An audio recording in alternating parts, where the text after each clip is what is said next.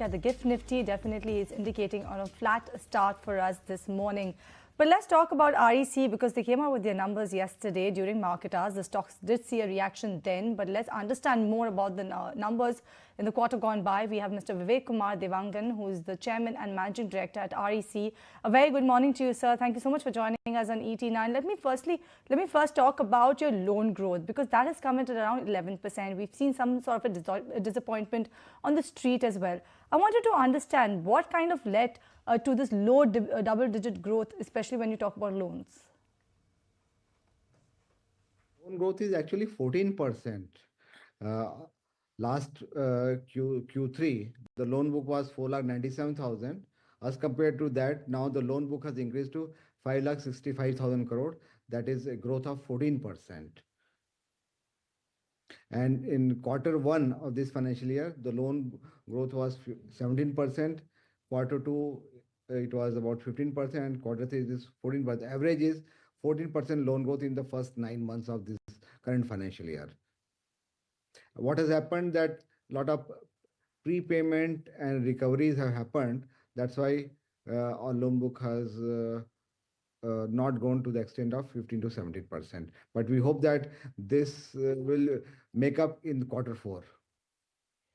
All right. Good morning, Mr. Dewangan. This is Shrishti also joining in.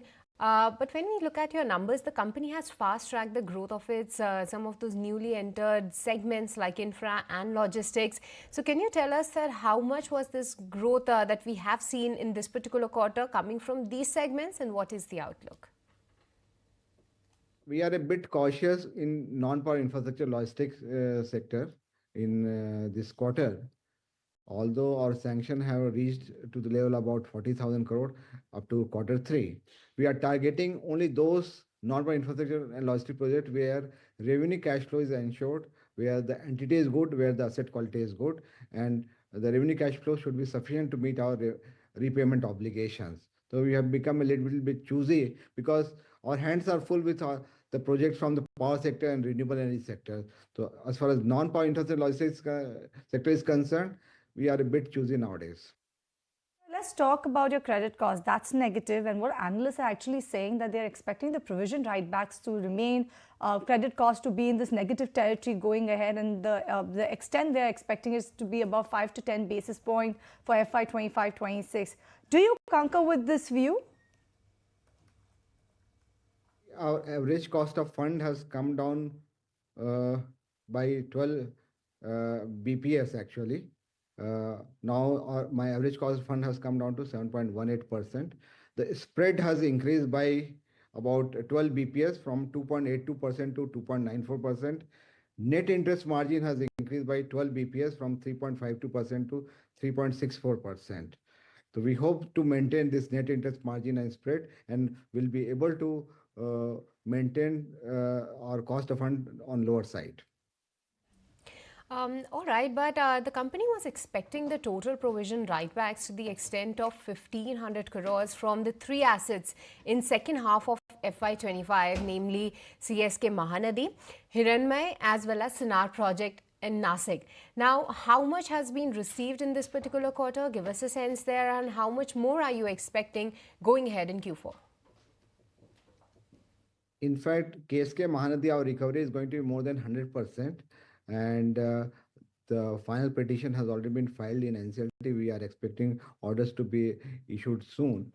And there we are getting more than 100% recovery. Second case is Sinar plant at Nasik. There also our recovery is going to be more than 70%. And third case, Hiranmay, there also we are expecting good recovery because bidding process is over. Now the formalities of NCLT are pending that we hope to conclude in the quarter four.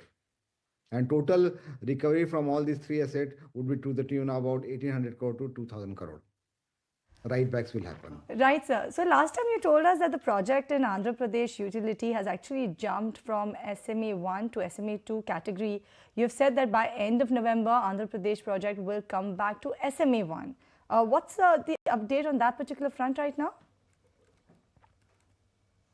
Yeah, I am happy to share that all the utilities of Andhra Pradesh have come back to SMA 1 now. All of them are now standard assets.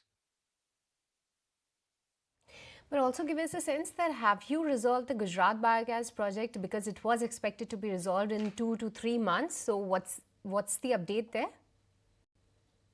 Yeah, there was a little bit of default of about 13 crore. There also we are in the process of resolution, and in Q4 it will get resolved.